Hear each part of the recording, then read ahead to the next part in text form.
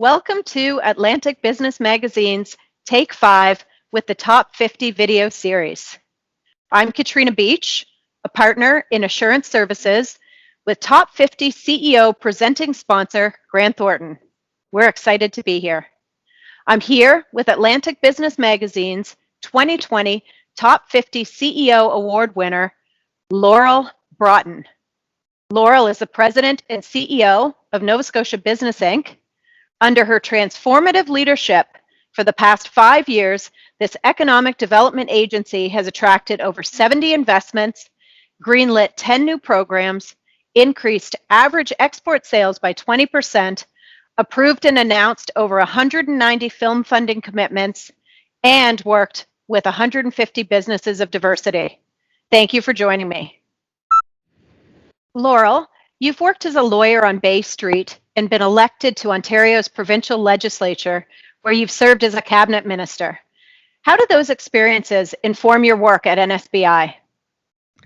I think those two experiences as a litigator on Bay Street and as a cabinet minister really brought forward that I have a multitude of experiences. I have interests in a lot of things, and that gives me some pretty broad perspective when we're tackling issues here at NSBI. I think it also lets me understand working at a fast pace, and also recognizing that as tough as things might get at times, that we can persevere through them and that we will find a path as a team. Your job requires you to set a course for Nova Scotia's economic development. As a relative newcomer to Atlantic Canada, what have you learned about what Nova Scotians want for their province, and what will it take to get there? One of the things that I've learned about Nova Scotians is how passionate they are about this place. And as a new Nova Scotian who chose to move here, I'm passionate too, so I understand that. It's also a community with a strong collective, a feeling of looking out for one another. And I think during the pandemic in particular, that has put us in good stead, as we recognize we all have to look after each other, and there's a sense of collective responsibility.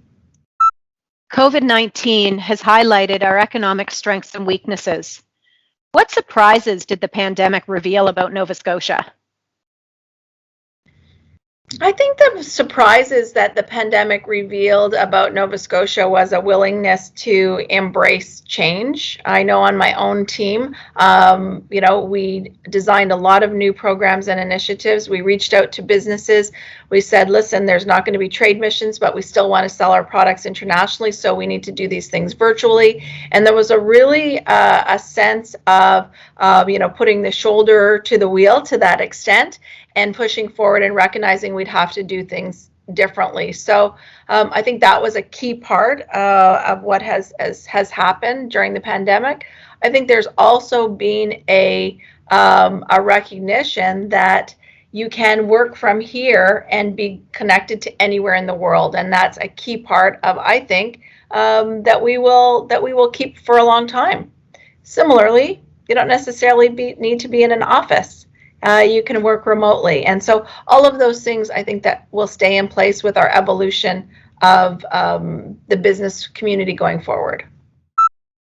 So picking up on something you said about change, you've been described as a change maker. But as we know, people often resist change. What advice would you offer to other leaders who want to embrace an innovation culture within their organization? I do love change, and I've always been someone that has questioned the status quo. I think what I've learned over the years is that that's fine to do that, but you have to bring people along with you.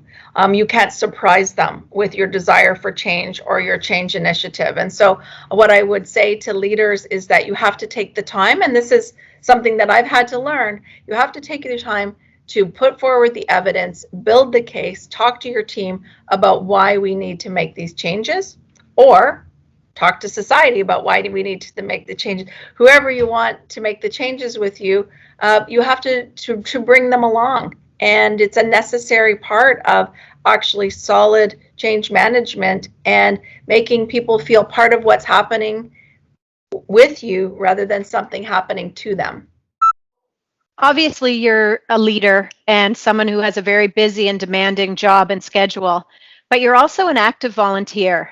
Why do you think it's so important to make time to give back? I think I have always been really active in community and always felt that I have the ability to help with organizations. I started, volunteering and public speaking on various initiatives when I was 14, 15, 16 years old. And I always saw that I could make a difference. As a young lawyer, if I volunteered for an organization, even though I was early on in my career, my education helped that organization find a path. And so I really have never stopped doing that. And in particular, I focus on issues that I'm really passionate about: women, advocacy for women across the country, here in Halifax as well, and children.